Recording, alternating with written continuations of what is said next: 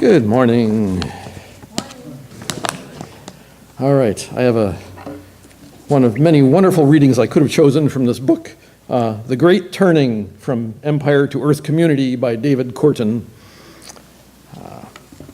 Okay. This is a section called The God of Earth Community. Marcus Borg, Matthew Fox, Jim Wallace, Walter Wink, and other contemporary religious scholars describe the historical Jesus as a person for whom the Spirit, capital S, is an experiential reality, a teacher of wisdom who used parables and aphorisms to communicate subversive wisdom. They characterize him as a social prophet who challenged the elite's power by disputing the conventional wisdom, and as the founder of a Jewish renewal devoted to breaking down the chauvinistic social barriers that supported the imperial structures of his day. He dedicated his life to changing the prevailing stories.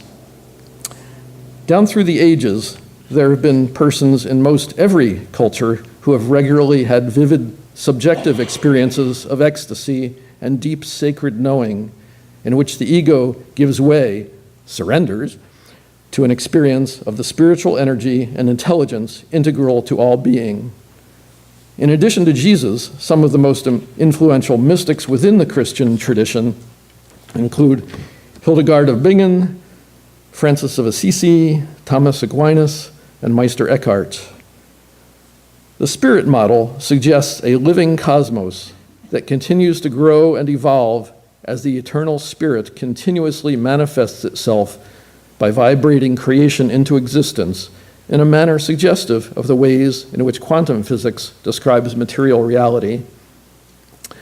By the understanding of this model, God, the spirit of creation, the ground of being, is manifest in every person, creature, rock, particle, and thought, in all that is.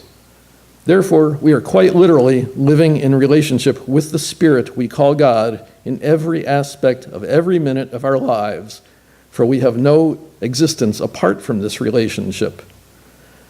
The spiritual reality is exclusive neither to a particular tribe nor to a place apart, i.e., not heaven, somewhere else than here. It is here and everywhere, now and forever.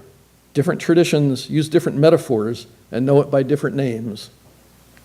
Yahweh, Brahma, Atman, Allah, the Tao, Great Spirit, God, but all speak to the same Spirit. I once heard a woman on a call-in talk show observe that she considered her time on earth as nothing more than a brief layover in a cheap hotel. What irony that a person who considers herself a believer can proudly